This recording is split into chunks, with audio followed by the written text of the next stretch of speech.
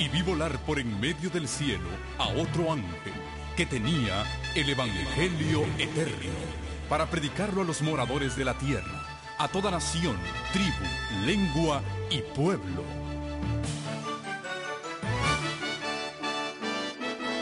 Con ustedes su programa cristiano con temas bíblicos de actualidad. Un programa que trae al mundo la verdad presente.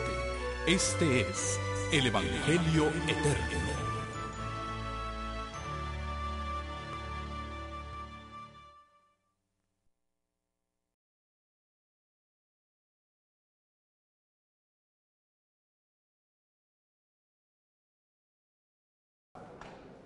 Concentrarnos en lo que vinimos. Yo me encomiendo a Dios. Los que puedan arrodillarse conmigo lo pueden hacer, los demás inclinen su rostro.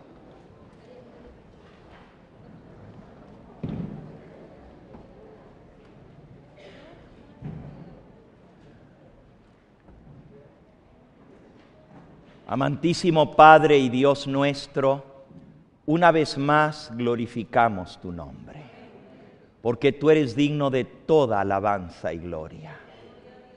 Nuestros corazones están compungidos al ver cómo cada palabra que sale de tu boca se cumple, Señor.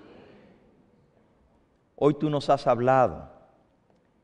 En el tema de esta mañana nos hemos dado cuenta cuán cercana está la crisis final, a las mismas puertas. Y nos damos cuenta, Señor, como pueblo, que no estamos preparados para lo que viene.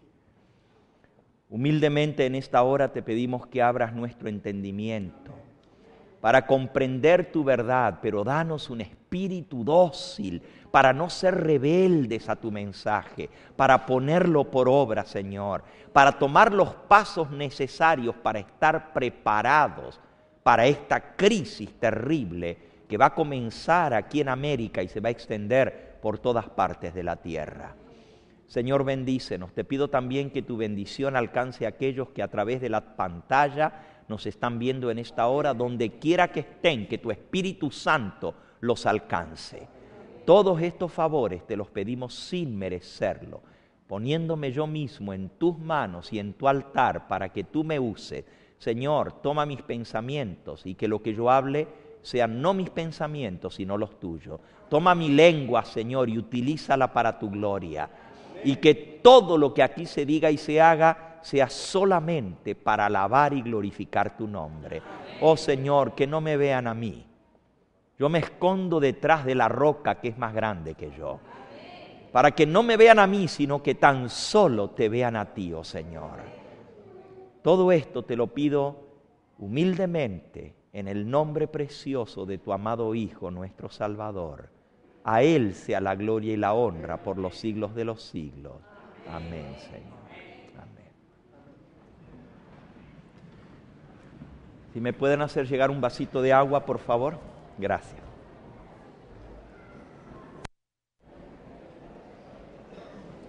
Les invito a abrir la palabra de Dios. Anoche iniciamos estudiando la ilustración del sermón de Cristo, el sermón profético de las señales del fin. San Mateo capítulo 25, la parábola de las 10 vírgenes.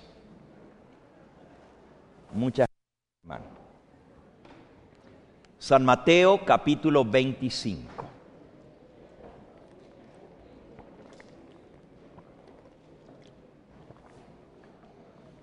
Entonces el reino de los cielos será semejante a 10 vírgenes, que tomando sus lámparas salieron a recibir al esposo.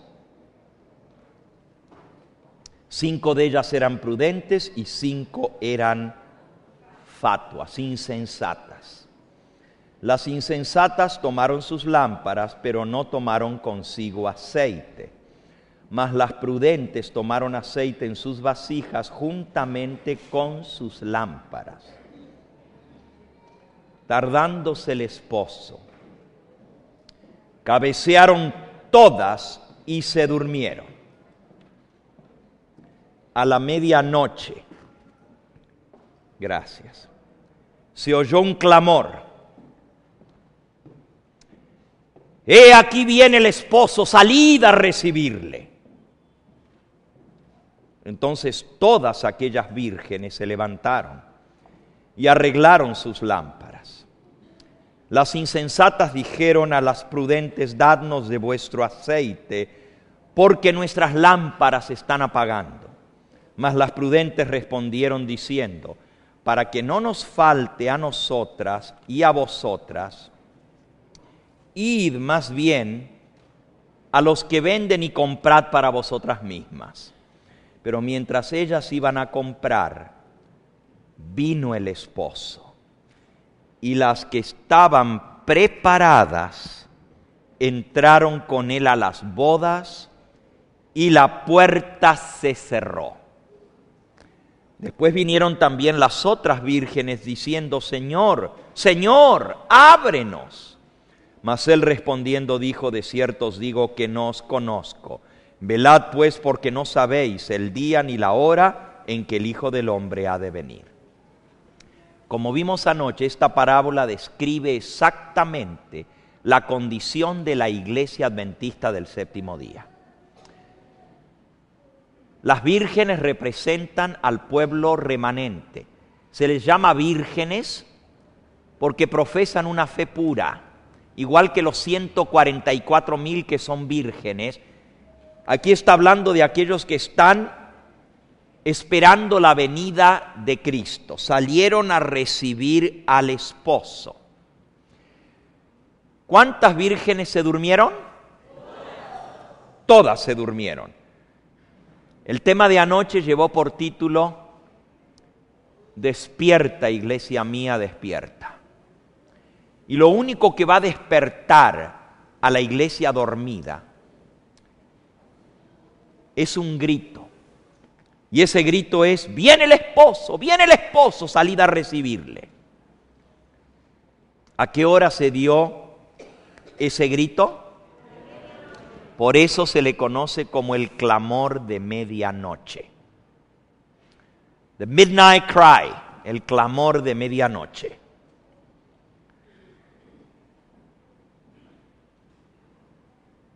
¿Quién da ese grito?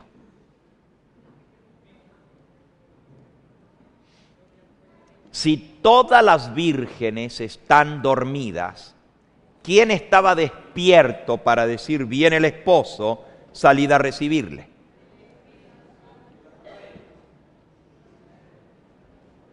Esa es una buena pregunta. Ahora, una vez que son despertadas las vírgenes prudentes se unen a gritar: viene el novio, viene el esposo, viene el esposo.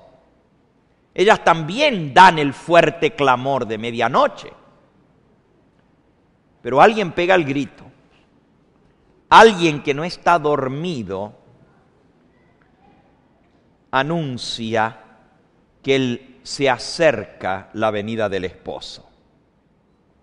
Las otras 5 vírgenes, en lugar de proclamar la venida del esposo y salir a recibirle, tuvieron que ir a buscar aceite, porque no habían hecho provisión extra. Y mientras fueron a buscar, vino el esposo, y las que estaban preparadas entraron con él a las bodas, y se cerró la puerta. La puerta que se cierra es la puerta de la gracia.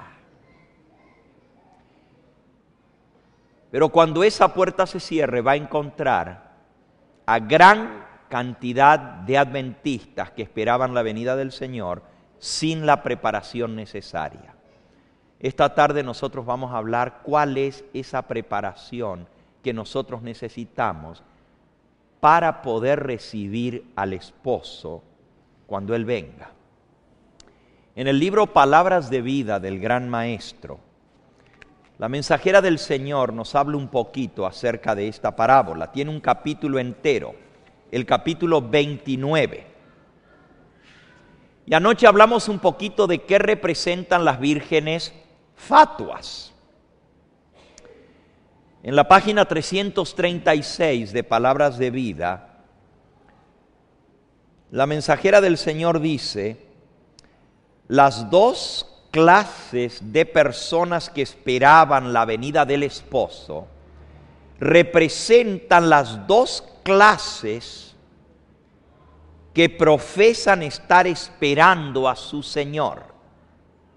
Se las llama vírgenes porque profesan una fe pura. Hermanos, aquí no está hablando del mundo entero, está hablando de la iglesia que espera la venida del Señor y que tiene una fe pura.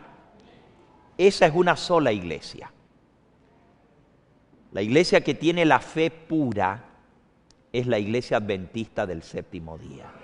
Es la iglesia que está esperando la venida del Señor. Pero la triste realidad es que todas las vírgenes se durmieron por la tardanza del esposo. ¿Qué representa la lámpara? Lámpara es a mis pies tu palabra y lumbrera a mi camino. ¿Qué representa el aceite? El Espíritu Santo, exactamente. El texto que mencionó nuestra hermana, de Zacarías capítulo 4.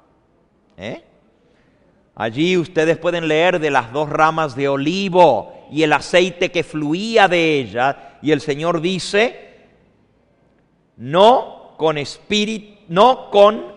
ejército ni con fuerza, sino con mi espíritu, ha dicho Jehová de los ejércitos. Y Zacarías preguntó: ¿qué significan las dos ramas de olivo por medio de los dos tubos de oro que vierten el aceite dentro de las lámparas?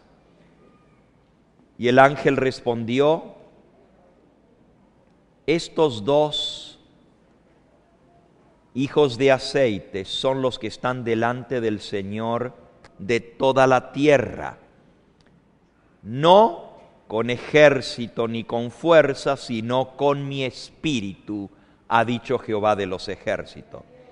Procedente de las dos ramas de olivo, corría el áureo aceite por los tubos hacia el recipiente del candelero y luego hacia las lámparas de oro que iluminaban el santuario. Así también los seres santos que están en la presencia de Dios, su espíritu es impartido a los instrumentos humanos que están consagrados a su servicio. La misión de los ungidos es comunicar que solo la gracia celestial puede hacer que la palabra de su lámpara alumbre los pies al sendero de los perdidos. No con ejército ni con fuerza, sino con mi espíritu, ha dicho Jehová. Ahora, aquí viene lo interesante, hermanos. Anoche vimos que las vírgenes fatuas no son los mundanos que están en la iglesia. Todas las vírgenes tenían aceite y todas tenían lámparas y todas tenían la lámpara prendida. Todavía no se les había apagado la lámpara, solo que cuando vino el fuerte clamor de medianoche, viene el esposo, se dieron cuenta que las lámparas titilaban. Mientras estaban las lámparas quietitas porque ellas estaban dormidas, estaba sentada, no había problema. Pero cuando la levantaron, como ya lo que le quedaba era muy poquito aceite, el aceite no llegó y la lámpara comenzó a titilar como para apagarse. Fue entonces cuando ellas pidieron ayuda a las demás. Miren lo que dice la mensajera del Señor. En esta parábola, todas las vírgenes salieron a recibir al esposo. Todas tenían lámparas y vasijas para el aceite. Por un tiempo parece no haber ninguna diferencia entre las vírgenes sabias y las vírgenes fatuas. Esto es exactamente lo que ocurre con la iglesia que vive precisamente antes de la segunda venida de Cristo. Todos tienen conocimiento de las Escrituras. Todos han oído el mensaje de la pronta venida del Señor. Todos esperan confiadamente su aparición. Pero así como ocurrió en la parábola, ocurre hoy en día. Interviene un tiempo de espera. La fe es probada. Y cuando se oye el clamor, viene el esposo a salir a recibirle, muchos no están listos. No tienen aceite en sus vasijas para echar en el recipiente de las lámparas. Están destituidos del Espíritu Santo. Ahora, hermanos, ¿qué es este aceite esencial? Es el Espíritu Santo, pero si todas tenían aceite originalmente, quiere decir que está hablando de cristianos genuinos que tienen el Espíritu Santo, pero se van a quedar fuera. ¿Cómo puede ser eso? Parece una contradicción. La mensajera del Señor explica esto, dice así: la clase representada por las vírgenes fatuas no está formada por cristianos hipócritas. No son hipócritas. Sus componentes aman la verdad. Hermanos, ahí de una sola vez descalifica a todos aquellos que no aman la verdad. No está hablando de ellos, está hablando de gente que amamos la verdad. Ponte a pensar, una de esas vírgenes fatuas podría ser tú o podría ser yo. Porque son aquellos que aman la verdad. Sigo leyendo. Defienden la verdad. ¿Quiénes son las vírgenes fatuas? Aman la verdad, defienden la verdad y son atraídos para estar en compañía con aquellos que la creen y la practican. Les gusta estar con los que creen la verdad y los que practican la verdad. Miren, el que no ama la verdad se siente incómodo cuando está en presencia de alguien que la practica, y la misma vida del que está practicando la verdad condena al que no la practica. Entonces, no se sentirían cómodos si no amaran la verdad. Pero ¿cuál es el problema entonces? Tienen lámparas, tienen aceite, tienen luz en sus lámparas, todavía no se han apagado, pero no tienen aceite extra. ¿Qué es el aceite extra? Ya sabemos que el aceite es el Espíritu Santo. Pero ¿hay una obra extra del Espíritu Santo que tiene que ser hecha en nuestra vida? ¿Cuál es esa obra extra del Espíritu Santo? Bueno, aquí lo explica. Dice: podemos estar familiarizados con los mandamientos de Dios, con las promesas de su palabra, pero a menos que el Espíritu Santo grave la verdad, el carácter no será transformado. Sin la obra del Espíritu Santo, los hombres no lograrán estar preparados para la crisis que se avecina. Hay una obra que nos va a preparar para esto que viene, hermanos. Y hoy vimos qué es lo que viene, y está grave la cosa, y está que arde.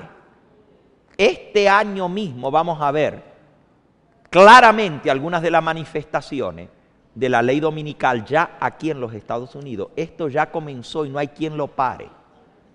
Los que no estuvieron esta mañana tendrán que escuchar el tema de hoy y los documentos que yo compartí con ustedes. Pero lo que va a probar, miren lo que dice aquí, es en la crisis cuando se revela el carácter. ¿Cuándo se revela el carácter? En la crisis no se desarrolla el carácter. Se revela el carácter en la crisis. Pero hay una obra que tiene que ser hecha en nuestro carácter que se va a revelar cuando venga la crisis. Y muchos no van a estar preparados porque no tienen el aceite extra. ¿Qué es ese aceite extra? Dice aquí: cuando las vírgenes que dormían fueron despertadas de su sueño, se vio quiénes habían hecho la preparación necesaria, quiénes habían hecho provisión de aceite extra. Ambas clases fueron tomadas desprevenidas. ¿Cuántos fueron tomados desprevenidos? Tanto las sabias como las fatuas estaban desprevenidas. Hermanos, la ley dominical nos va a coger desprevenidos. Va a venir como una avasalladora sorpresa para la iglesia adventista. Para toda la iglesia adventista. Ambas clases son cogidas desprevenidas, dice aquí. Lo estoy leyendo, la página 339. Ambas clases fueron tomadas desprevenidas. Tanto las sabias como las fatuas. Pero, aquí viene el gran pero. Una clase estaba preparada para la emergencia, mientras que la otra se hallaba sin preparación. Así sucederá también hoy en día. Cuando la calamidad repentina e inesperada, algo que nos enfrente con la misma muerte, se avasalle sobre nosotros, allí se demostrará quién está preparado y quién no. La prueba final, la gran crisis que se avecina, vendrá a la terminación del tiempo de gracia, cuando será demasiado tarde para que la necesidad del alma sea suplida. O sea que no va a haber tiempo, hermanos, cuando venga la crisis, para hacer provisión. Ahora, no sé si ustedes se están dando cuenta cuán serio es esto. Si no hicimos la provisión ahora, no va a haber tiempo entonces. El que quiera entonces hacer los arreglos necesarios no va a tener tiempo. Por eso, hermanos, yo le doy gracias a Dios que Él permitió que se supieran las cosas que están por venir ya, un poquito antes, para que todavía nos dé tiempo de tomar los pasos de esta preparación necesaria, porque si se proclama la ley dominical como sorpresa, nos va a encontrar a todos sin la preparación. Gracias a Dios que el Señor tuvo un hijo suyo dentro de esa reunión donde se vio la planificación que hay para este año aquí en los Estados Unidos para implantar la ley dominical. Ahora, sigue diciendo la mensajera del Señor: así también sucederá hoy en día. Cuando venga la crisis se va a ver quién está preparado y quién no. La gran prueba final viene a la terminación del tiempo de gracia, cuando será demasiado tarde para que la necesidad del alma sea suplida. Las 10 vírgenes están esperando en el atardecer de la historia de esta tierra. Hermanos, el sol se está poniendo. Se está poniendo este sábado. Pero también el sol de la historia de este mundo se está poniendo. Todas las vírgenes son cristianas. Todas recibieron el llamado de parte de Dios. Todas tienen un nombre y una lámpara. Todas profesan estar realizando el servicio para Dios. Escuchen, hasta las vírgenes fatuas están trabajando para Cristo. Estos no son los vagos de la iglesia. Estos no son los que no están haciendo nada. Estos son gente que aman la verdad, que la defienden. Estos son cristianos que están trabajando en favor de la obra del Señor. Y sin embargo se van a quedar algunos fuera. ¿Por qué? Bueno, dice aquí: aparentemente no hay diferencia entre ellas. Humanamente usted no puede ver la diferencia, pero 5 están listas y 5 no lo están. 5 quedarán sorprendidas y espantadas y no entrarán a la fiesta de boda, se quedarán fuera del banquete. En el día final, muchos pretenderán ser admitidos en el reino de Cristo diciendo: delante de ti comimos y bebimos, en nuestras plazas enseñaste, Señor, Señor, no profetizamos en tu nombre hicimos muchos milagros, echamos fuera demonios. Pero la respuesta será: no os conozco, apartaos de mí. ¿Qué hace la diferencia?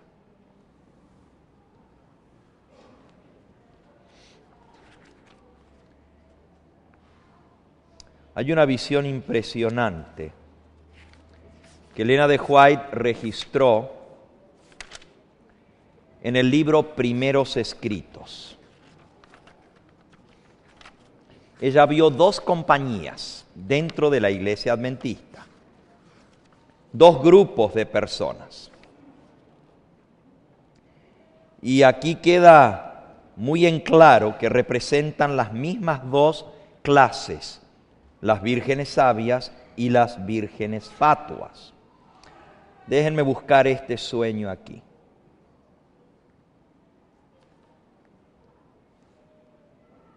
$2.40.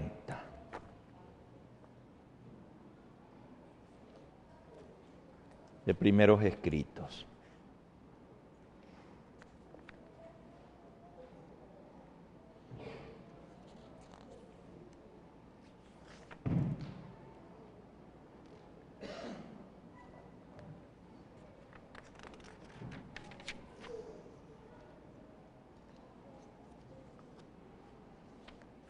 Aquí se titula El movimiento adventista ilustrado.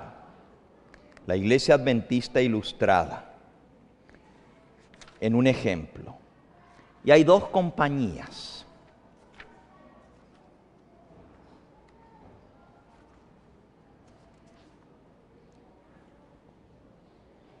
Vi una compañía que se mantenía de pie bien guardada y firme, negando su apoyo a aquellos que querían trastornar la fe establecida del pueblo. Dios miraba con aprobación esa compañía. Me fueron mostrados 3 escalones, el mensaje del primer, segundo y del tercer ángel. Dijo mi ángel acompañante: ¡ay de aquel que mueva un bloque o una clavija de estos mensajes! La verdadera comprensión de estos mensajes es de importancia vital. El destino de las almas depende de la manera como sean recibidos.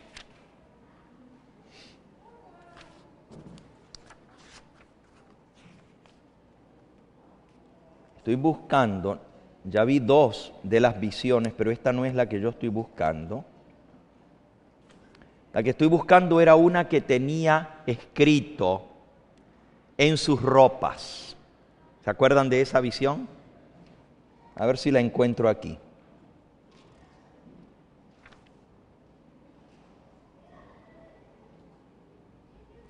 Hay otra visión en la página 271. Aquí está.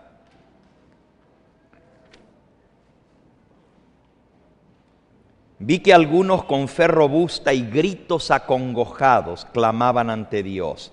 Estaban pálidos, sus rostros demostraban la profunda ansiedad resultante de su lucha interna. Gruesas gotas de sudor bañaban su frente, pero con todo su aspecto manifestaba firmeza y gravedad. De cuando en cuando brillaba en sus semblantes la señal de la aprobación de Dios y después volvían a quedar en severa, grave y anhelante actitud. Los ángeles malos los rodeaban, oprimiéndolos con tinieblas para ocultarles la vista de Jesús y para que sus ojos se fijaran en la oscuridad que los rodeaba, a fin de inducirlos a desconfiar de Dios y murmurar contra Él. Su única salvaguardia Consistía en mantener los ojos alzados al cielo, pues los ángeles de Dios estaban encargados del pueblo escogido, y mientras que la ponzoñosa atmósfera de los ángeles malos circundaba y oprimía a las ansiosas almas, los ángeles celestiales batían sin cesar la sala para disipar las tinieblas. Vi ángeles de Dios que se apresuraban en auxiliar a todos aquellos que se empeñaban en resistir con todas sus fuerzas los ángeles malos y procuraban ayudarse a sí mismos invocando perseverantemente el Espíritu de Dios. Pero nada hicieron los ángeles por quienes no procuraban ayudarse a sí mismos y los perdí de vista. Pregunté cuál era el significado del zarandeo que yo había visto y se me mostró que lo motivaría el testimonio directo que exige el consejo que el testigo fiel dio a la iglesia de la Odisea. Moverá este consejo el corazón de quien lo reciba, lo inducirá a exaltar el estandarte y a difundir la recta verdad. Algunos no soportarán este testimonio directo, sino que se levantarán contra él, y esto es lo que causará un terrible zarandeo entre el pueblo de Dios.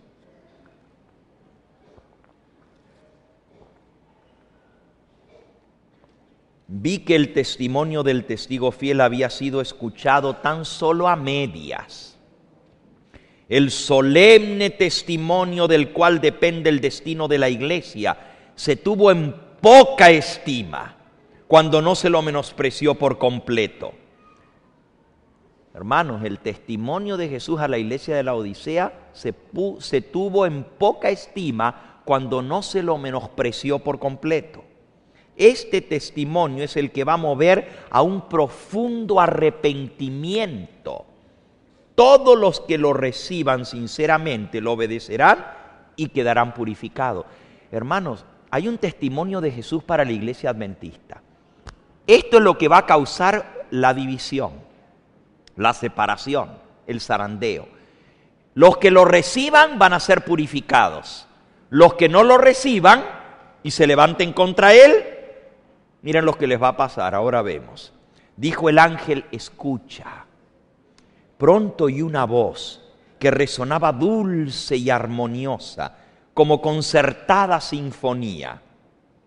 Era incomparablemente más melodiosa que cualquier música que yo hubiese escuchado hasta entonces, y parecía henchida de misericordia, de compasión y gozo santo y enaltecedor. Conmovió todo mi ser. El ángel dijo, mira. Primero dijo, escucha, y ella escuchó esa voz preciosa, dulce, armoniosa. Luego dijo, mira. Mi atención se fijó entonces en la hueste que antes había visto y que estaba fuertemente sacudida. Vi a los que antes gemían y oraban con aflicción de espíritu. Doble número de ángeles custodios los rodeaban y una armadura los cubría de los pies a la cabeza. Marchaban en perfecto orden como una compañía de soldados. En su semblante expresaban el tremendo conflicto que habían sobrellevado y la congojosa batalla que acababan de reñir. Pero los rostros, antes arrugados por la angustia, resplandecían ahora, iluminados por la gloriosa luz del cielo. Habían logrado la victoria, y esto despertaba en ellos un gozo santo y sagrado y una profunda gratitud. El número de la hueste había disminuido grandemente. En el zarandeo muchos fueron dejados al lado del camino. Los descuidados e indiferentes, los que no se unieron con quienes apreciaban la victoria y la salvación lo suficiente como para perseverar en anhelarlas, orando angustiosamente por ellas, no las obtuvieron y quedaron rezagados en las tinieblas, y sus sitios fueron ocupados enseguida por otros que se unían a las filas de quienes habían aceptado la verdad.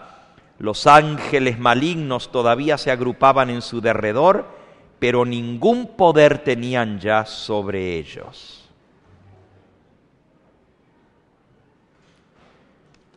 Pero luego dice, vi otra compañía. Eran los que una vez habían estado con nosotros. Miraban sus ropas y lloraban amargamente. Decían, nuestras ropas están manchadas. Perdieron el cielo porque no lucharon para obtener la victoria. En sus ropas tenía escrito, pesado fuiste en balanza y fuiste hallado falto. Dos compañías, hermanos. ¿Qué hace la diferencia entre estas dos? El aceite extra. ¿Qué es el aceite extra? Voy al punto. Pero antes de eso tengo que decirles que el clamor de medianoche, el que pega el grito,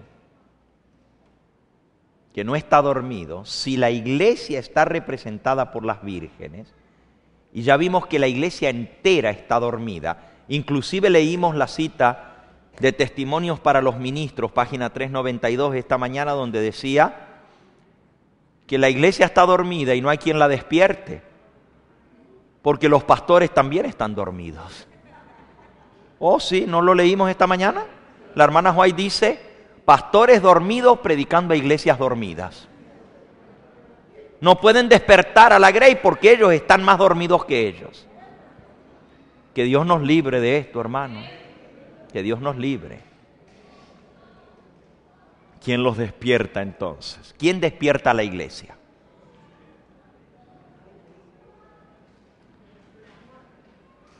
¿Quién despierta a la iglesia? Todas aman el mensaje, pero están dormidas. Yo les propongo a ustedes, hermanos, que el único que puede despertar a la iglesia es el Espíritu Santo. El Espíritu Santo va a despertar a la iglesia a través de lo que viene. Y cuando seamos despertados, es porque nos va a tomar por sorpresa, igual que a las vírgenes. Escuchen bien lo que dice. Así exactamente ocurre en nuestros días.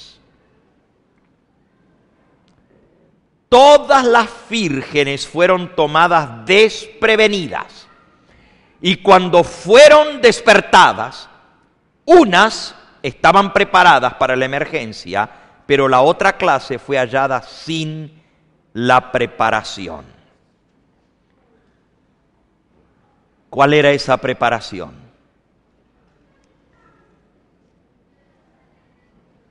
Dice aquí, no podemos estar listos para encontrar al Señor despertándonos cuando se oye el clamor y aquí viene el esposo. Ya no va a haber tiempo para recoger lámparas vacías e irlas a llenar.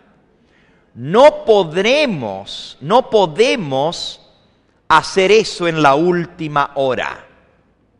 En la parábola, las 10 vírgenes tenían aceite, pero solo 5 tenían aceite en su vasija. Su luz ardió con llama viva a través de la noche de vela. Cooperaron en la iluminación efectuada en honor del esposo. Así los seguidores de Cristo tienen que tener el aceite extra. que es la obra del Espíritu Santo en la transformación de su carácter. Por medio del Espíritu Santo, la palabra de Dios es una luz que llega a ser un poder transformador en la vida de aquel que lo recibe. Implanta en el corazón el Espíritu Santo los principios de su palabra. El Espíritu Santo desarrolla en los hombres los atributos de Dios. La luz de su gloria, su carácter. La luz de su gloria, ¿su qué? Su carácter brilla en sus seguidores. Así, las vírgenes sabias van a iluminar el camino a la casa del esposo, a la ciudad de Dios, a la cena de bodas del Cordero, porque tienen la obra del Espíritu Santo en sus vidas y lo reflejan en su carácter. Ahora, hermanos, el fuerte clamor despierta a las vírgenes, pero luego ellas se unen a proclamar: viene el esposo, salid a recibirle. Quienes van a proclamar el fuerte pregón son los 144,000. Se les llama vírgenes, solo que no son vírgenes fatuas, porque dice que no se han contaminado con mujeres, pero también dice están sin mancha delante del trono de Dios. Los 144,000 han logrado la obra del Espíritu Santo en sus vidas en la transformación de su carácter.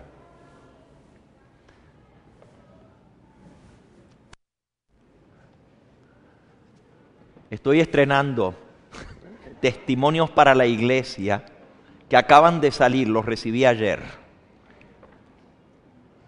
Están ahora en español. En el tomo 5 de Testimonios para la Iglesia, les voy a leer lo que dice justamente sobre cómo es que hemos de recibir la obra del Espíritu Santo en nuestra vida.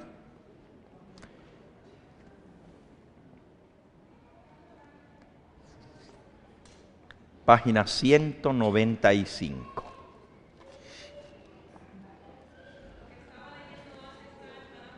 Palabras de vida del Gran Maestro, sí. Dice aquí: no se adquiere en un momento el valor, la fortaleza, la fe y la confianza implícita en el poder de Dios para salvarnos. Esto no se logra en un momento. Estas gracias celestiales se adquieren por la experiencia de años, por una vida de santo esfuerzo y de firme adhesión a lo recto. Los hijos de Dios se están preparando para el cierre de la gracia o no lo están haciendo. Asediados de innumerables tentaciones, sabían que debían resistir firmemente o quedar vencidos. Sentían que tenían una gran obra que hacer, que a cualquier hora podían ser llamados a deponer su armadura, y que si llegaran al fin de su vida sin haber logrado esa obra del Espíritu Santo, ello representaría una pérdida eterna. Aceptaron ávidamente la luz del cielo, como la aceptaron de los labios de Jesús los primeros discípulos. Cuando estos cristianos primitivos eran desterrados a las montañas, a los desiertos, cuando en las mazmorras se los dejaba morir de hambre, frío o tortura, cuando el martirio parecía la única manera de escapar a su angustia, se regocijaban de que eran tenidos por dignos de sufrir por Cristo, quien había sido crucificado en su favor. Su ejemplo es un consuelo y estímulo para el pueblo de Dios que va a sufrir un tiempo de angustia como nunca ha habido. El sello del Dios vivo será colocado sobre la frente de los hijos de Dios. Este pequeño remanente, incapaz de defenderse en el mortífero conflicto de la crisis más grande de todas las edades, cuando las potestades de la tierra unidas, mandadas por el dragón y la bestia, los atacan, harán de Dios su defensa. Se ha promulgado por la más alta autoridad terrestre el decreto de que se adore a la bestia y que reciban su marca bajo pena de persecución y muerte. Dios ayude entonces a su pueblo, porque ¿qué podrá hacer su pueblo sin su ayuda en un conflicto tan terrible? No todos los guardadores del sábado van a poder pasar incólumes en la crisis que viene. No todos los que guardan el sábado recibirán el sello de Dios. Aún entre los que enseñan la verdad a otros, hay muchos que se van a quedar sin el sello de Dios en sus frentes. Tuvieron la luz de la verdad, conocieron la voluntad del Maestro, comprendieron todo punto de nuestra fe. Esas son las vírgenes fatuas. Pero no hicieron las obras correspondientes.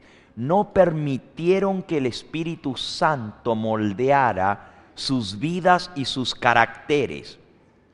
Los que conocieron al dedillo la profecía y los tesoros de la sabiduría divina, debieran haber actuado de acuerdo a su fe, debieran haber mandado a sus familias tras sí, para que por medio de un hogar bien ordenado pudiesen presentar al mundo la influencia de la verdad sobre el corazón humano.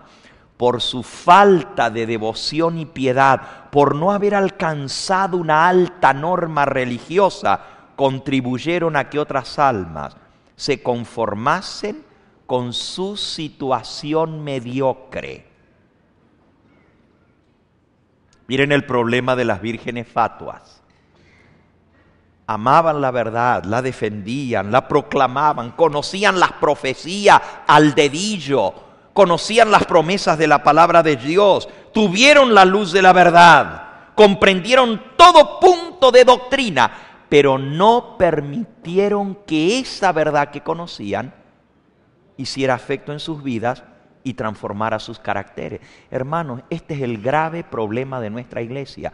Tenemos la doctrina más perfecta y hermosa que cualquier otra iglesia en el mundo, pero no la practicamos.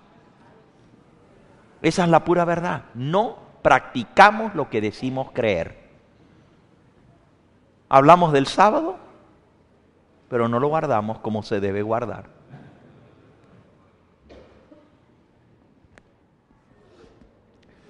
Hablamos de la necesidad de estudiar.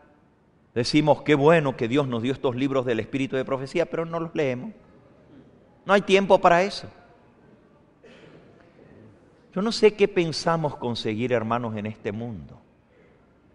Vivimos en medio de una ciudad al corre, a lo loco, y apenas si alcanzamos para subsistir.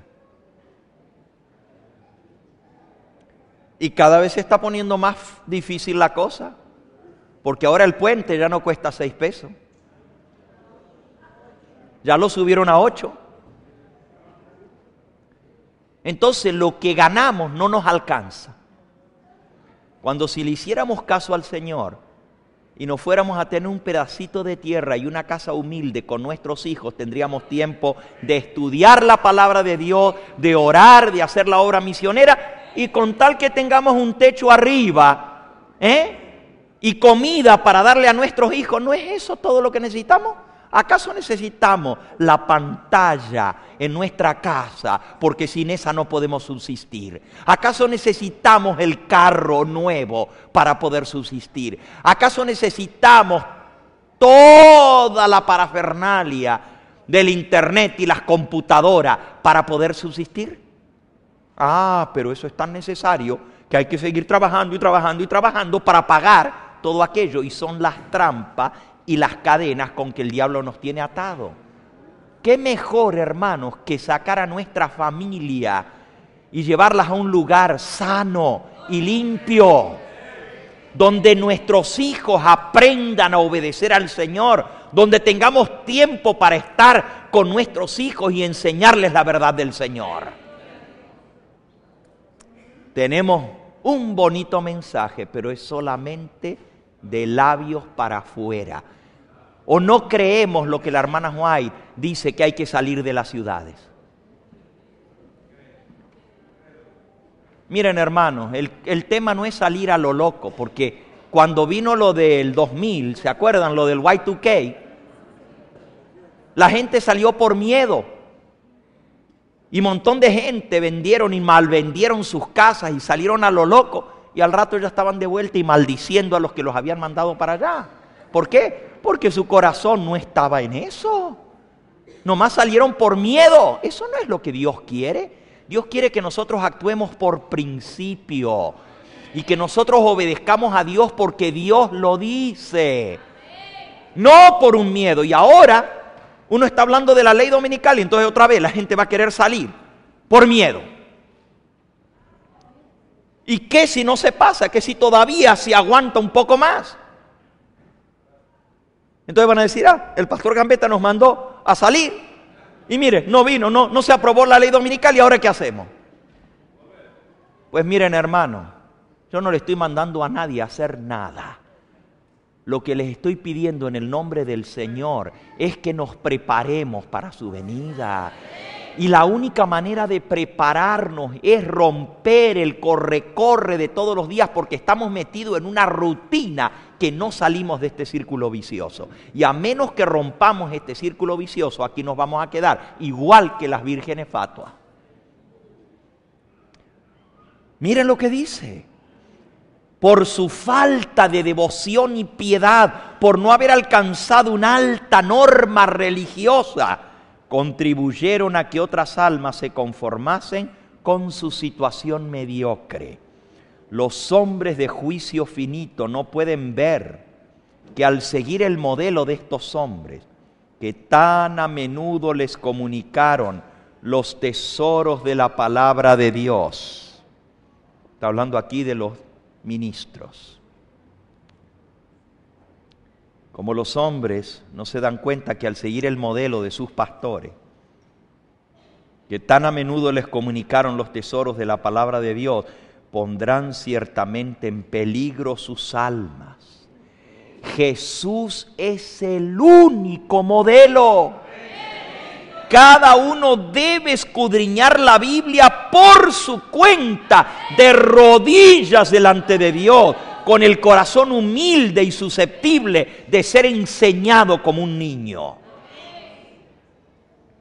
Si es que en verdad quiere conocer lo que el Señor requiere de él, no le preguntes al pastor Gambetta lo que tienes que hacer. Tú tienes que escudriñar la palabra de Dios, el espíritu de profecía, y dejar que Dios te hable a ti. ¿Tú crees que Dios me habla más a mí que a ti? Él quiere hablarte a ti también. Pero bájale un poquito a la televisión para que puedas escuchar la voz de Dios. Porque mientras siga atontado con todo eso, no vas a escuchar el silbido apacible y delicado.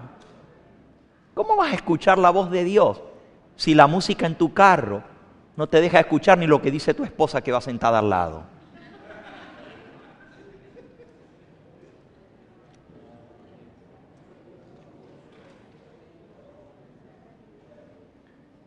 Por muy grande que sea la altura en que haya estado cualquier ministro de Dios,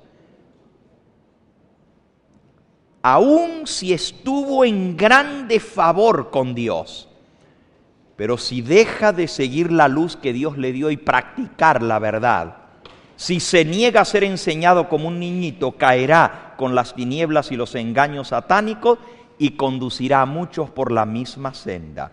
Ninguno de nosotros recibirá jamás el sello de Dios mientras nuestros caracteres tengan una mancha. Nos toca a nosotros remediar los defectos de nuestro carácter, limpiar el templo del alma de toda contaminación. Entonces la lluvia tardía caerá sobre nosotros, como cayó la lluvia temprana sobre los discípulos en el día de Pentecostés. Ahora, hermano, nosotros estamos hablando del fuerte pregón. Estamos hablando que hay que dar el último mensaje al mundo bajo la lluvia tardía. Si no hay lluvia temprana en tu vida, de nada sirve la lluvia tardía.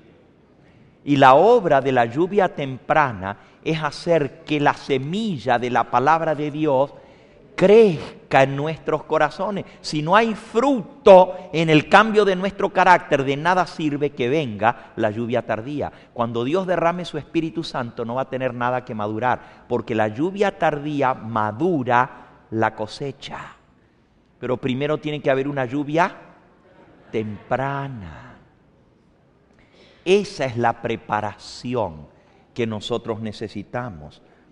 Dice aquí, nos conformamos con demasiada facilidad con lo que ya hemos alcanzado.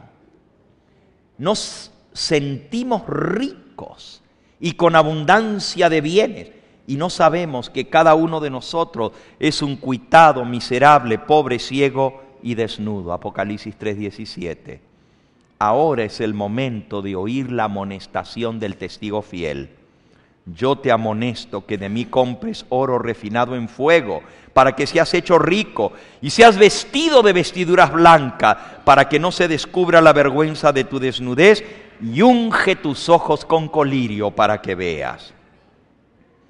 En esta vida ahora debemos arrostrar pruebas de fuego y hacer sacrificios costosos, pero la paz de Cristo es la recompensa. Ha habido tan poca abnegación, ha habido tan poco sufrimiento por amor a Cristo, tan poca consagración.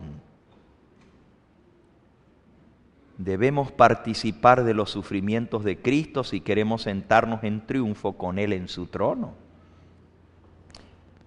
Mientras sigamos eligiendo la senda fácil de la complacencia propia y nos asuste el luchar, nos asuste el sacrificio y la abnegación, nuestra fe nunca llegará a ser firme.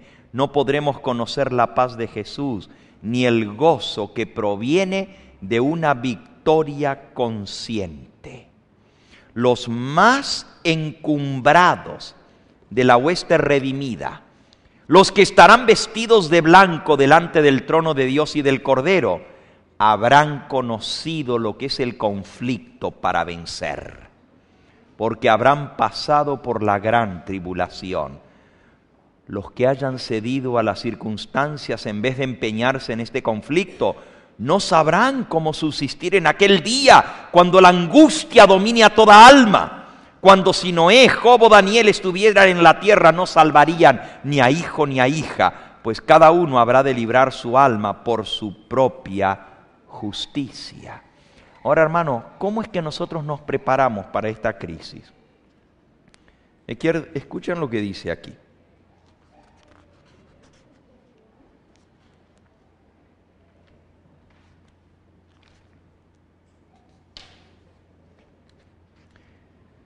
Los que no sienten pesar por su decadencia espiritual, ni lloran sobre los pecados ajenos, se quedarán sin el sello de Dios.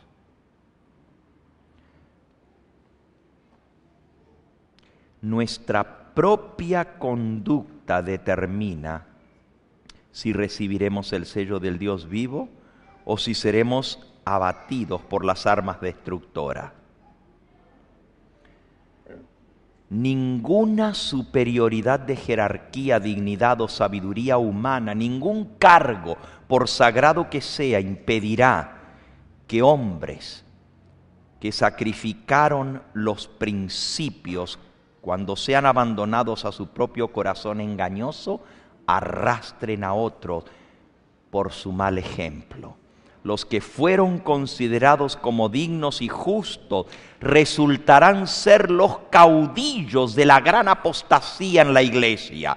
Y son los que dan el ejemplo de indiferencia, de abuso de las misericordias de Dios. Ya Dios no tolerará su conducta impía y en su ira obrará con ellos sin misericordia. De muy mala gana retrae el Señor su presencia de aquellos a quienes bendijo con gran luz, que sintieron el poder de la palabra administrada a otros a través de su intermedio. Fueron una vez sus siervos fieles, favorecidos por su presencia, por su dirección, pero se apartaron de él e indujeron a otros al error y por lo tanto caen ahora bajo el desagrado divino.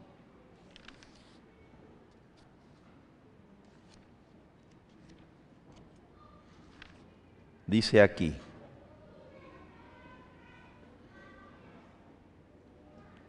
nadie necesita decir que su caso es desesperado, que no puede vivir como un cristiano genuino. Cristo ha hecho provisión a través de su muerte para toda alma. Con la muerte de Cristo hay suficiente poder para vencer. Jesús es nuestro auxilio constante en el tiempo de necesidad. Invoquémosle a Él con fe, que Él prometió oír y contestar nuestras peticiones. Ojalá que tengamos esa fe activa, esa fe real, esa fe viva. La necesitamos, debemos tenerla, o desmayaremos y caeremos en el día de la prueba. Las tinieblas que descansarán entonces sobre nuestra senda no deben desalentarnos ni desesperarnos. Son el velo con que Dios cubre su gloria cuando viene a impartir ricas bendiciones. Por nuestra experiencia pasada debemos saber esto. En aquel día en que Dios tenga controversia con su pueblo, esta experiencia será una fuente de consuelo y esperanza. Este es el momento cuando debemos prepararnos. Debemos guardarnos a nosotros mismos y a nuestros hijos de toda contaminación del mundo. Ahora debemos lavar las ropas de nuestro carácter y emblanquecerlas en la sangre del Cordero. Llegó el momento de que la iglesia despierte. Debemos despertar ahora. Debemos vencer el orgullo, la pasión, la ociosidad espiritual. Ahora debemos despertarnos y hacer un esfuerzo resuelto para lograr la perfección de nuestro carácter. Este es el momento de despertarse. Estamos en una situación muy penosa, aguardando la aparición de nuestro Señor. El mundo está en tiniebla, mas vosotros, hermanos, dice Pablo, no estáis en tiniebla para que aquel día os sorprenda como ladrón. El propósito de Dios consiste siempre en sacar luz de las tinieblas, gozo del pesar, descanso para el cansancio.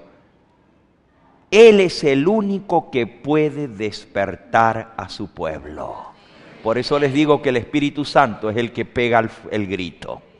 Y lo vamos a ver, hermanos, ya lo estamos viendo con las cosas que están pasando.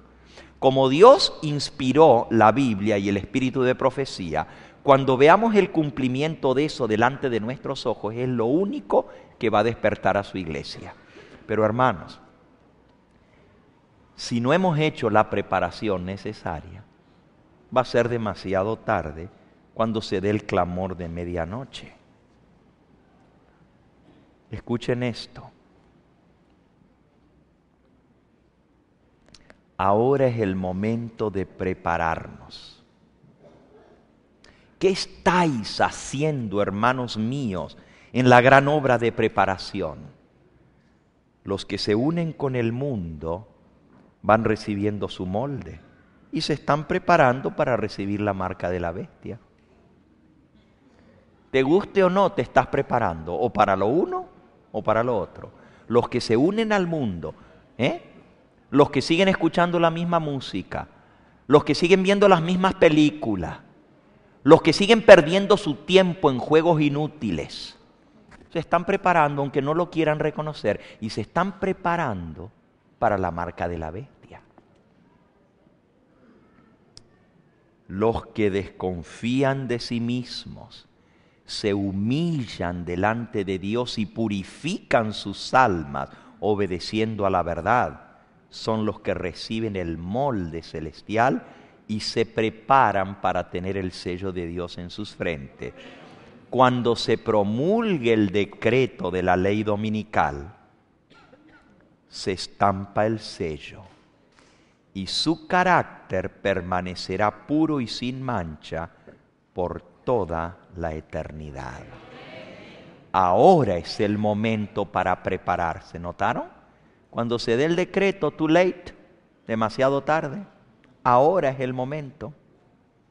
El sello de Dios no será puesto nunca en la frente de un hombre o de una mujer que sean impuros. No será colocado sobre la frente de seres humanos ambiciosos, amadores del mundo. Nunca será puesto sobre la frente de hombres y mujeres de corazón falso o engañoso. Todos los que reciban el sello deberán estar sin mancha delante de Dios y ser candidatos para el cielo. ¿Qué quiere decir entonces prepararse, hermanos? Eso lo oímos nosotros todo el tiempo. Cristo viene, prepárate. Cristo ya viene, prepárate. Pero ¿qué es prepararse? ¿Qué es prepararse? ¿En qué consiste la preparación? Buscad la paz y la santidad sin la cual nadie verá a Dios. Déjenme leerles una cita más antes de terminar. Lo que es la preparación. Conflicto de los siglos. En la página 478. Dice así.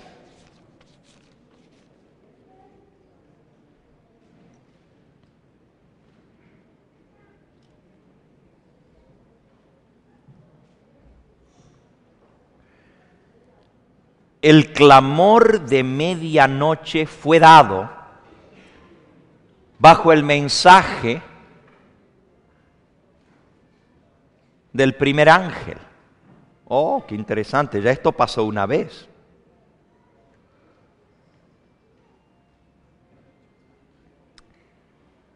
Pero como los discípulos de Jesús, los que proclamaron el mensaje, y aquí viene el esposo, salir a recibirle, pasaron por un terrible desengaño. Cristo no vino como lo estaban esperando.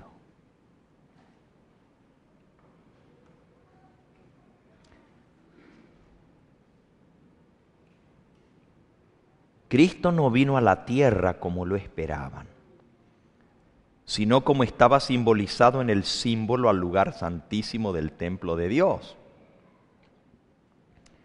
El profeta Daniel lo presentaba como viniendo al anciano de días. Esta venida no era la venida a la tierra, sino ante el anciano de días, para recibir su reino.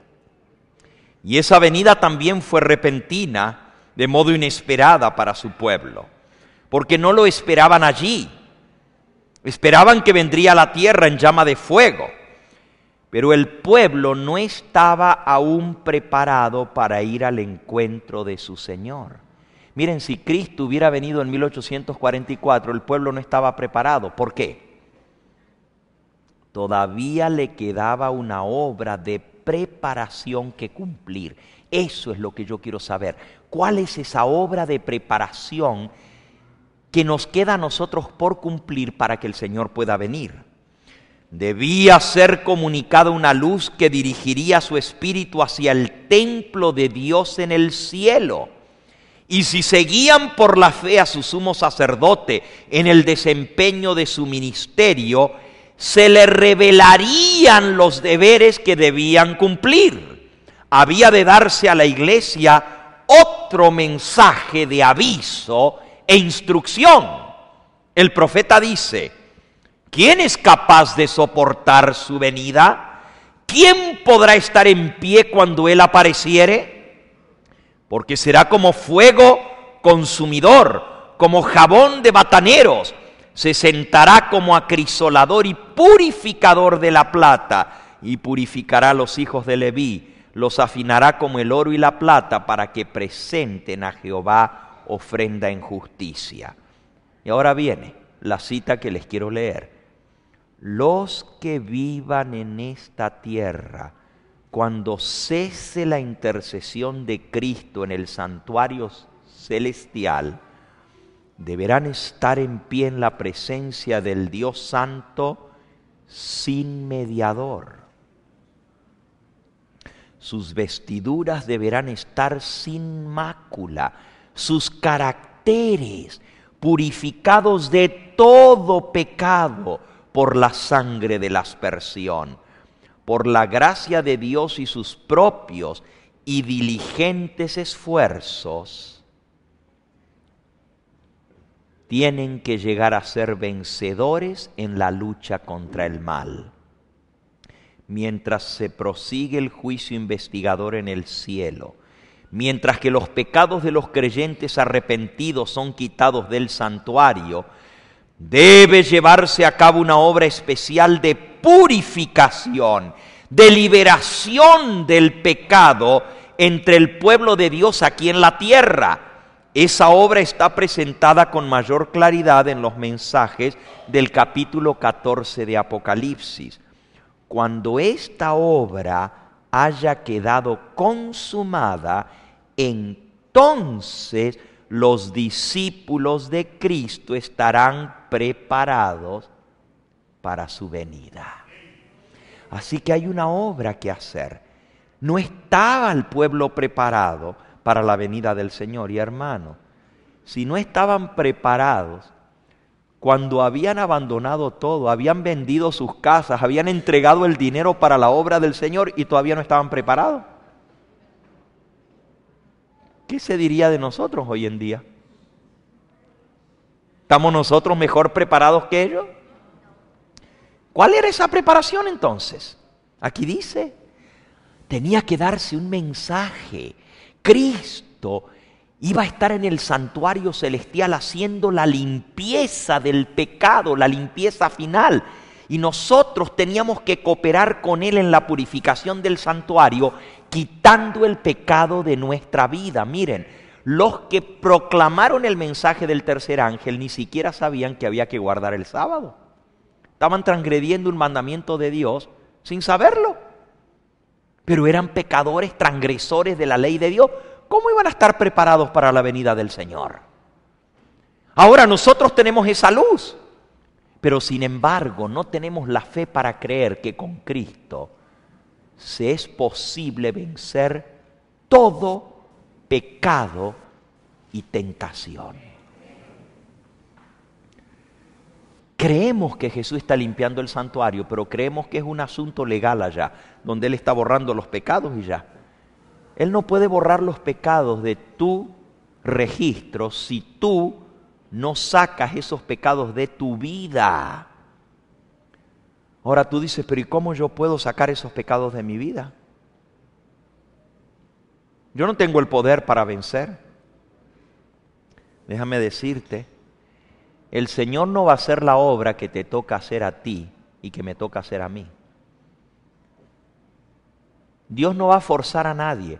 ¿Ustedes creen que Dios obliga a alguien a dejar de hacer lo malo? ¿Ah? ¿Es malo fumar?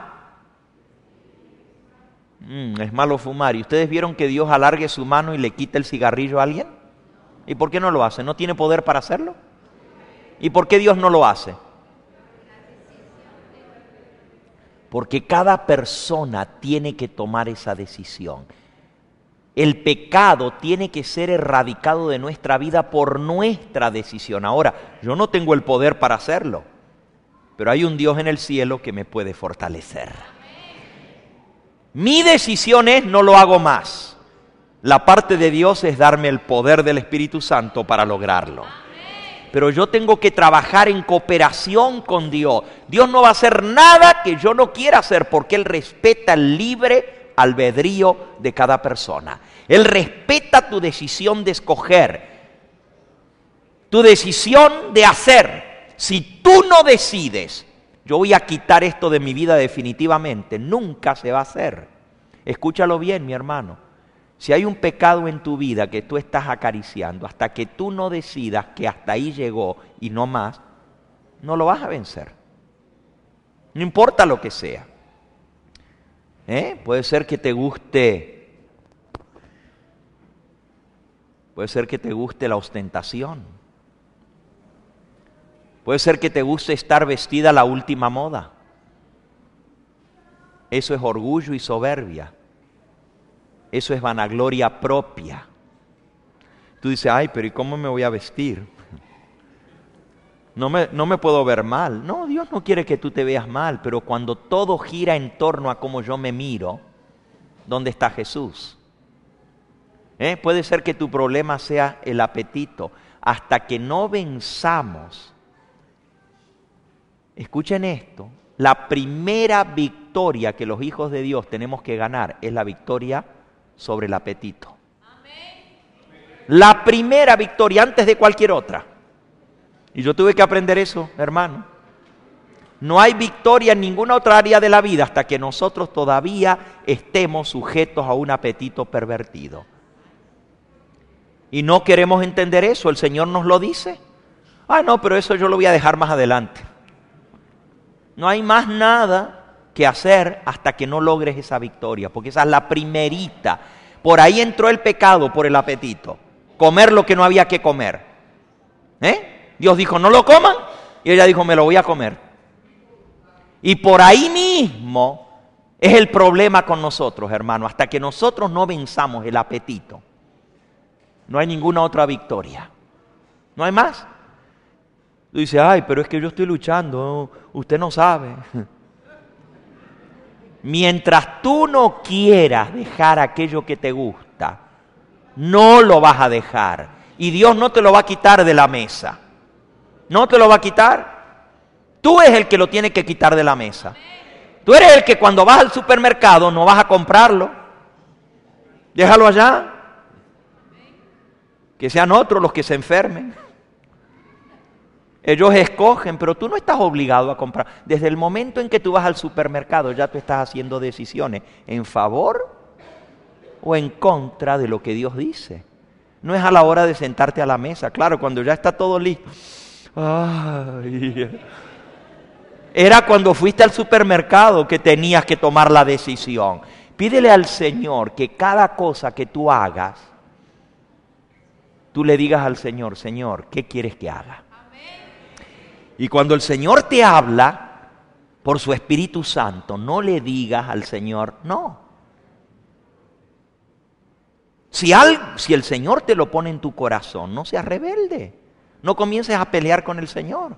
La mayoría lo que hacemos es taparnos los oídos. No quiero escuchar esa vocecita. Esa voz apacible y delicada del Espíritu Santo que me dice, cuando lo voy a coger ahí, no. Pero ahí voy, lo cojo. Y una vez que lo puse en el carrito, ya el diablo se está riendo. Después que lo compró, ¿lo va a ir a tirar? No, ya lo tengo. Y así es en todas las cosas de la vida. Desde el momento en que tú entretienes la idea. Por eso desde que viene la tentación hay que hacerle frente y resistirla antes de que tome posesión de tu vida. Si yo comienzo a entretener esa idea, si le doy cabida en mi mente, como dijo, yo no estoy de acuerdo con todo lo que enseñó San Agustín, pero hay una frase de San Agustín. Él dijo, tú no puedes evitar que los pájaros vuelen arriba de tu cabeza, pero sí puedes evitar que hagan nido en tu pelo. Y así es con las tentaciones. No puedes evitar que vengan, pero sí puedes evitar que hagan nido en tu mente. Si tú resistes la tentación antes de que tome posesión de tu voluntad, habrás ganado la victoria. Y el único que te puede dar esa victoria es Cristo Jesús. Termino con la última cita, página 680 del Conflicto de los Siglos. Y después leo el último versículo. Esta es la última cita, yo siempre hago igual. Dice: el tiempo de angustia, cual nunca fue desde que hubo gente, está a punto de reventar. Y para entonces necesitaremos tener una experiencia que hoy por hoy no la poseemos. Y que la mayoría de nosotros no la puede lograr debido a su indolencia espiritual. ¿Cuál es el problema? Haraganes espirituales. Eso es lo mismo que con el ejercicio físico, hermano. Toda la vida, así, yo sé que tengo que hacer ejercicio y de vez en cuando salgo a dar una vueltita, así no es. Tiene que ser todos los días. Y hasta que uno no se habitúa y crea un hábito para lo bueno, siempre vas a estar luchando. Pero cuando ya te hiciste el hábito, automáticamente tienes tu horario, te vas para allá y haces tu ejercicio todos los días y ya no vas a luchar más. El problema es que no lo queremos incorporar como parte de nuestra vida, y así es con las cosas espirituales, exactamente igual. Somos indolentes espirituales, somos haraganes espirituales. No queremos pagar el precio de ganar la victoria. Sigo leyendo. Cuando venga el tiempo de angustia, la mayoría no tendrá la experiencia que necesita para hacerle frente por su indolencia espiritual. Sucede muchas veces que los peligros que se esperan no resultan tan grandes como uno se los había imaginado. Pero en esta crisis que viene, ese no es el caso. Respecto a la crisis que se avecina, va a ser más grave de lo que tú y yo nos imaginamos. La imaginación más fecunda no alcanza a darse cuenta de la magnitud de la dolorosa prueba que nos espera. En aquel tiempo de tribulación, cada alma deberá sostenerse por sí sola ante Dios. Ni tu abuelita te puede ayudar, ni tu papá ni tu mamá con todas sus oraciones te pueden ayudar. En esto es una decisión tuya, y solamente tuya. Si estuvieran Noé, Daniel y Job, vivo yo, dice Jehová el Señor, que ni a su hijo ni a su hija podrían ellos librar. Tan solo sus propias almas librarán. Ahora, mientras que nuestro gran sumo sacerdote está haciendo propiciación por nosotros, debemos tratar de lograr la perfección en Cristo. Nuestro Salvador no pudo ser inducido a ceder a la tentación ni siquiera en pensamiento. Not even by a thought did Jesus yield to temptation. Not even by a thought. Imagínate, el diablo no pudo hacer caer a Jesús ni siquiera en un pensamiento. ¿A dónde es que hay que frenar la tentación? Acá, en la mente, hermano. Cuando viene el pensamiento malo, hay que rechazarlo de inmediato. Satanás encuentra en los corazones humanos algún asidero en que se hace firme, algún deseo pecaminoso que se acaricia, por medio del cual la tentación se fortalece. Cuando tú le das mente a la tentación, se va fortaleciendo. Ahí está el problema. Pero de Cristo, Él declaró al hablar de sí mismo, San Juan 14:30, viene el príncipe de este mundo, ¿y qué dice? No tiene nada en mí. Satanás no pudo encontrar nada en el Hijo de Dios que le permitiera ganar la victoria. Cristo guardó los mandamientos de su Padre y no hubo en él ningún pecado de que Satanás pudiera sacarle ventaja. Esta es la condición en que deben encontrarse los que han de poder subsistir en el tiempo de crisis que se avecina. Hermanos, hoy vimos que la crisis está a punto de reventar. Y aquí dice que si vamos a soportar esa crisis, no tiene que haber un solo pecado en nuestra vida. Tenemos que estar en la misma condición de Cristo, que el diablo no nos puede hacer caer ni siquiera en pensamiento. ¿Tú estás listo? ¿Estás preparado? Eso es lo que significa prepararse para la venida del Señor. ¿Tú crees que vamos a ir al cielo con todas nuestras imperfecciones? ¿Con todas nuestras debilidades y pecados? ¿Con nuestra mala lengua, con nuestro mal carácter? ¿Así nos va a llevar el Señor? No, pastor, porque cuando Él venga nos va a transformar. Ajá. El carácter no va a ser transformado. El carácter hay que cambiarlo ¿cuándo? Para eso Cristo ha hecho provisión.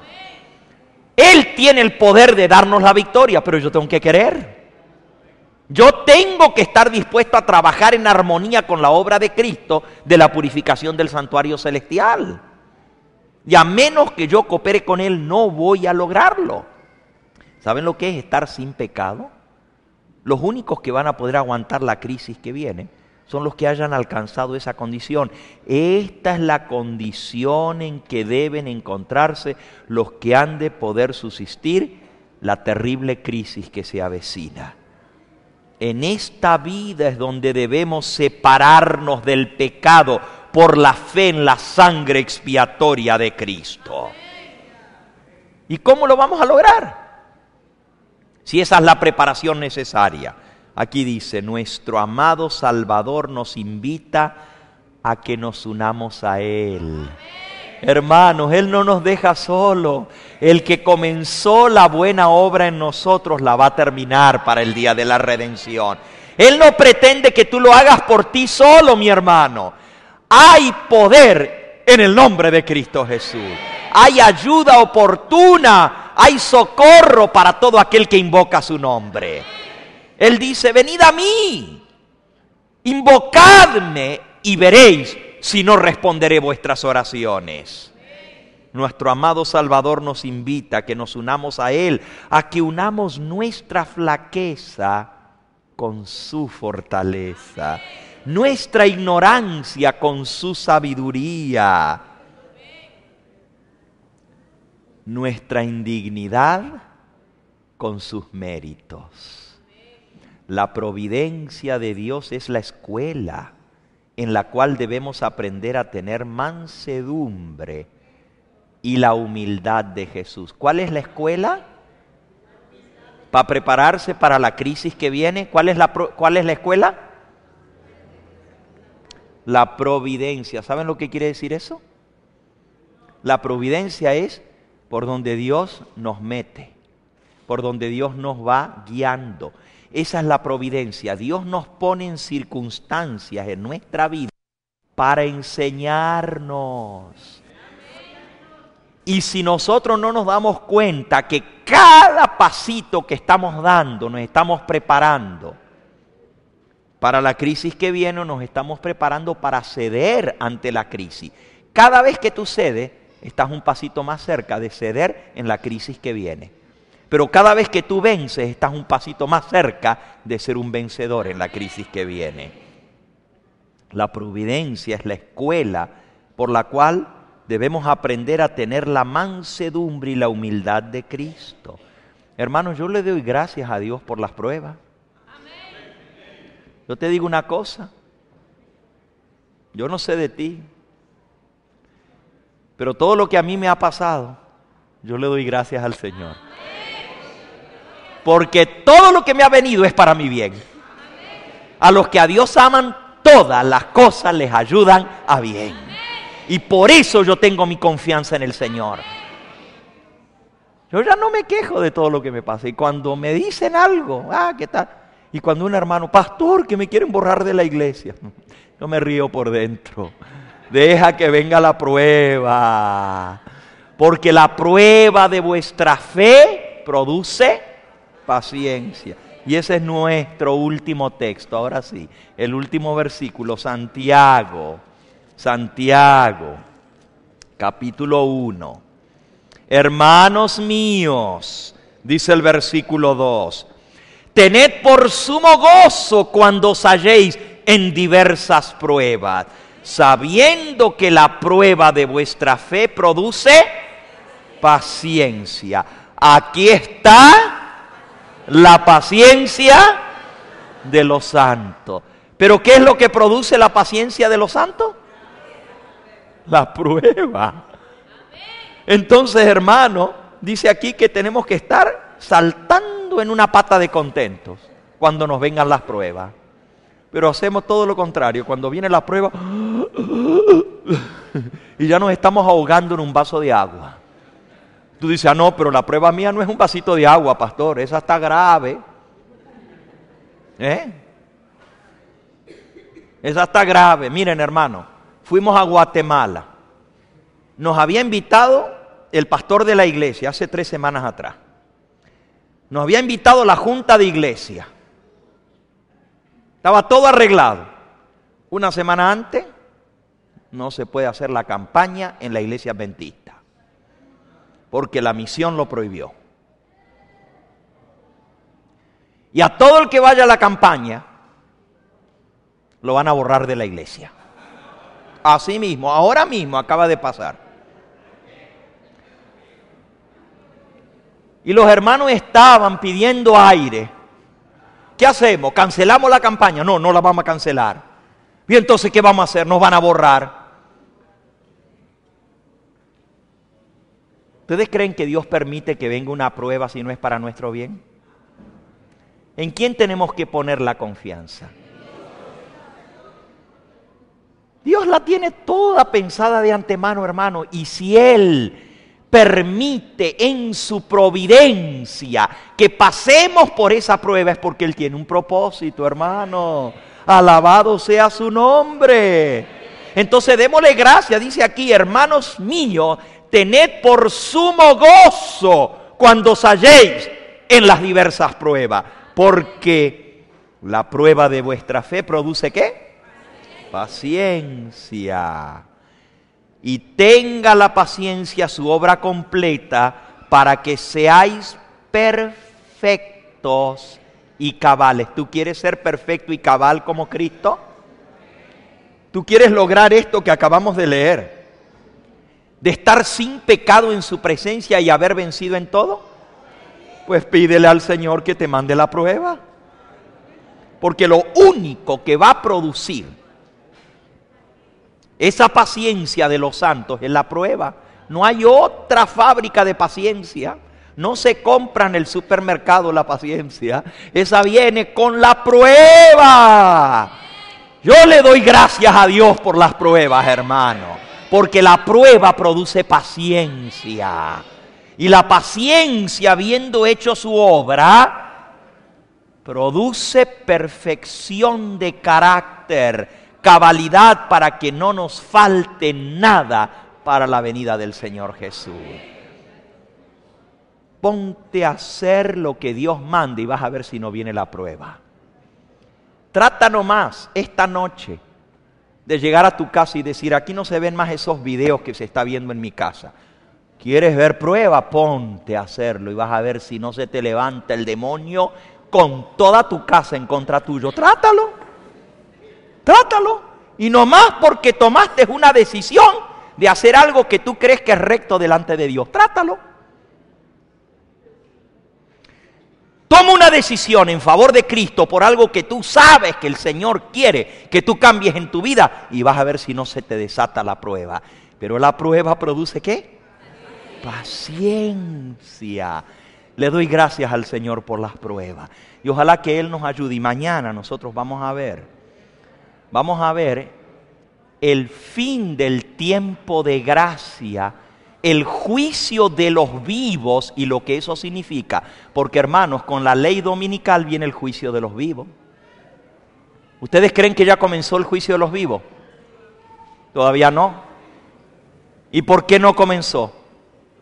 Porque nadie puede ser sellado y juzgados sin antes pasar por la prueba final.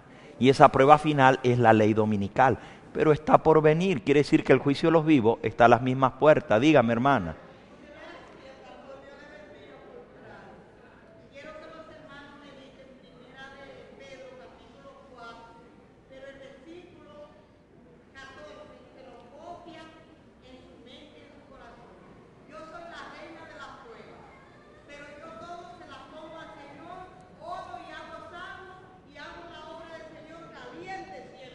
Amén. ¿Cuál es esa, hermana? Amén.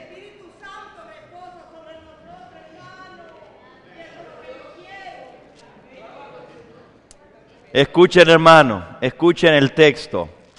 1 Corintios capítulo 10, versículo 13.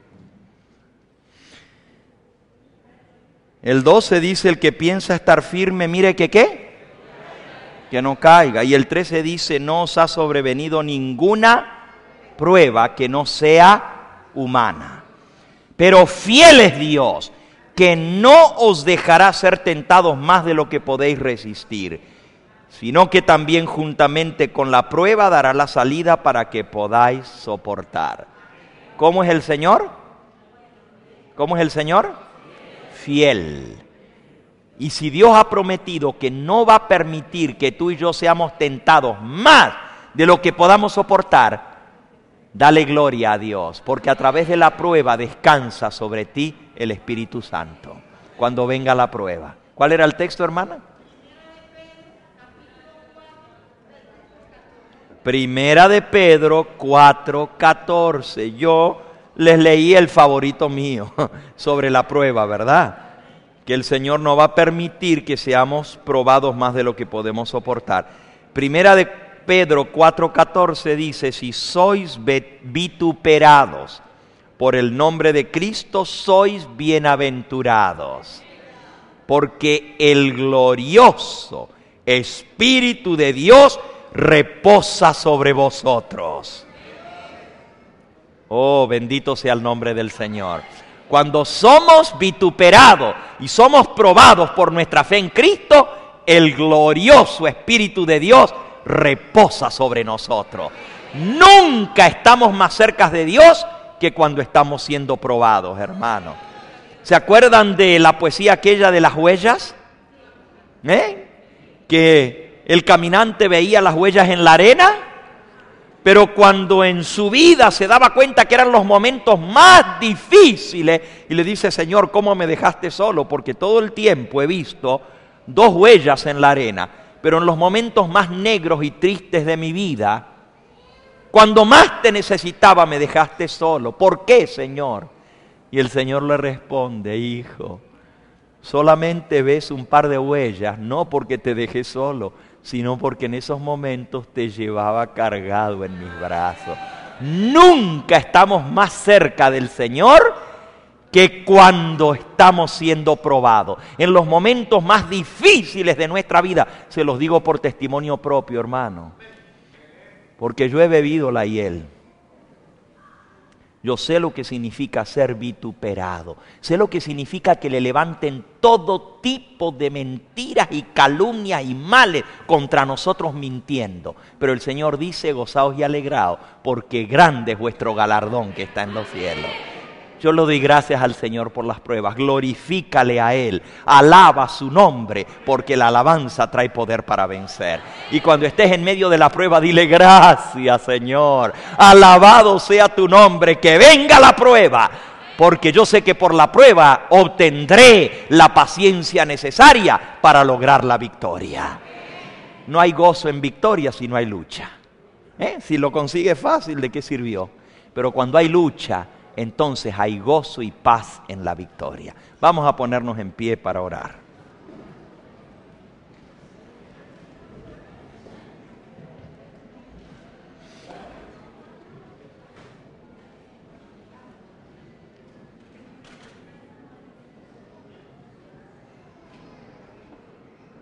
Vamos a esperar tener plena reverencia para orar.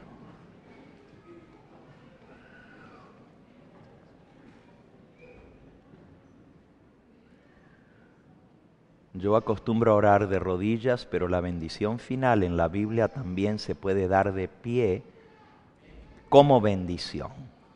El pueblo estaba en pie cuando el sumo sacerdote daba la bendición en el día de expiación. Jehová te bendiga y te guarde. Haga resplandecer Dios su rostro sobre ti y tenga de ti y de mí misericordia. Dios alce a ti su rostro y ponga en ti shalom, paz.